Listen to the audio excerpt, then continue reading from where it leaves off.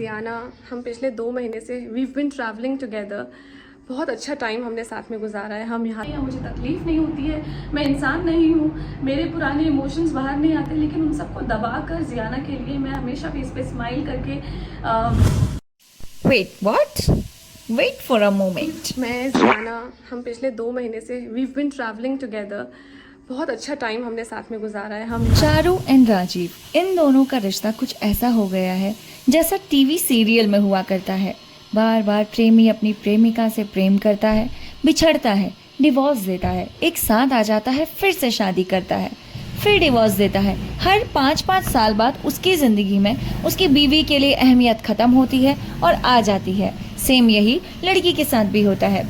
तो चारू भी अपनी ज़िंदगी को बिल्कुल टीवी सीरियल की तरह चला रही है। राजीव सेन भी शायद यह सोच रहे हैं कि वो एक टीवी सीरियल में काम करने वाली लड़की के साथ अगर शादी करके एक साथ बाउंडेड हो चुके हैं तो उन्हें भी उसी तरीके से ड्रामेटिक फील करना पड़ेगा, या फिर उन्हें भी ड्रामेटिक होना पड़ेगा। ये दोनों एक दूसरे के इमोशंस के साथ, सेल्फ रिस्पेक्ट के साथ, सोशल रिस्पेक्ट के साथ एक्सपेरिमेंट कर रहे हैं।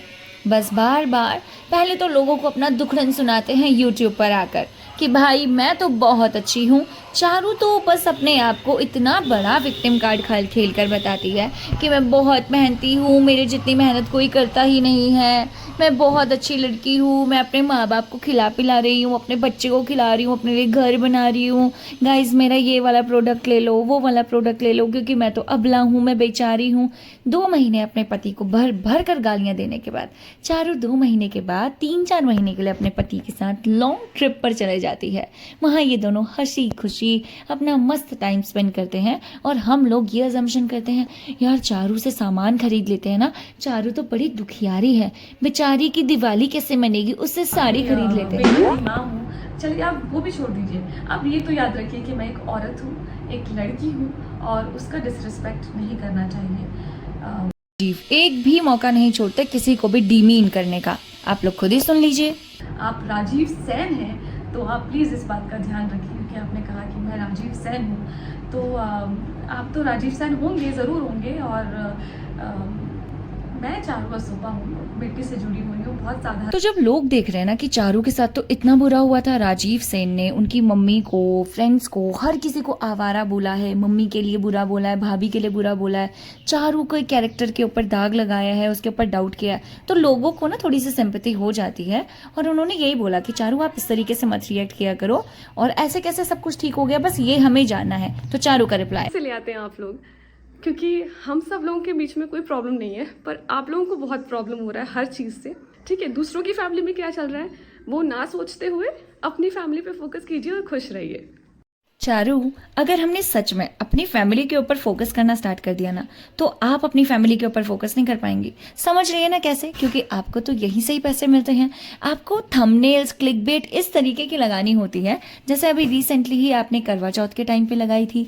आपने लगाया कि राजीव चांद लेकर आया, ढूंढ कर आया, व्हाटएवर। आपने तो फर्स्ट रखा ही नहीं था ना। आपका तो डिवोर्स हो चुका है, आपका और राजीव का और चांद का, तीनों का एक साथ कोई सम्मेलन है ही नहीं, तो आपको वो क्लिकबेट लगाने की क्या जरूरत थी? ओके, व्यूज के लिए मान गए। फिर उसके बाद अब तो दिल की बात है, दिल में तय करेंगे, ले आया दिल मजबूर करके, ये सब कुछ लिखने की क्या जरूरत थी? ये सब कुछ इसलिए लिखना था ताकि लोग क्लिक करें, जाने कि आपकी ज़िंदगी में क्या चल रहा है, और फिर जैसे ही क्लिक करें तो वहाँ पे उन्हीं को ही गालियाँ मिले, क्योंकि उन्होंने आपके लिए सिंपैथी जो दिखाई थी। मर के जन्म नहीं लेना पड़ता, या मरने के बाद आपको कर्मा नहीं मिलता है, कर्मा आपको इसी जन्म में मिलता है। सो मेरे बारे में ना आप लोगों को जो होने लग गए, तो फिर आप जिएंगे कैसे?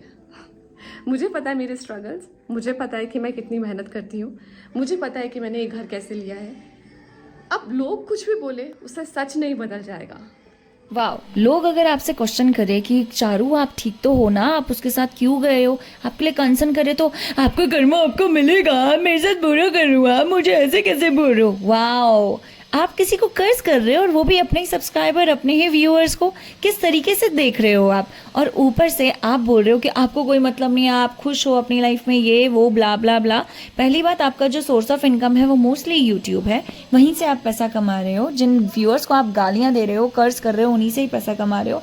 और ऊपर से अगर आपको इनसे मतलब नहीं था तो क्यों लॉकडाउन के टाइम पे जाके हर जगह अपने पति को गालियाँ खिला के आपने हर जगह से पैसा लूटा है। बस वहाँ पर 2-4 आंसू बहाए और बन गई लेडी सिंपैथी। कुछ लोग एक्चुअल में होते हैं जो कि व्यूअर्स की कदर करते हैं, उनको रिस्पॉन्स करते हैं कि उनके क्या क्वेश्चंस हैं, उनके क्या आंसर्स हैं, वो क्या गलत सोच रहे हैं। लेकिन यहाँ चारू को लग रहा है कि भाई मैं तो गालियाँ सुनाऊंगी, मैं तो उल्टा सीधा बोलूंगी, मेरे ऊपर कैसे बोल रहे हो, मैं बहुत मेहनती हूँ, मैं बहुत हार्डवर्क करती हूँ, इतनी मेहनत से मैं अपनी बेटी को पढ़ा रही हूँ। चारू प्लीज़, वो आपकी फैमिली है, ये आपका कंसर्न है। अगर कोई आपके लिए कंसर्न कर रहा है, डोंट अब्यूज देम।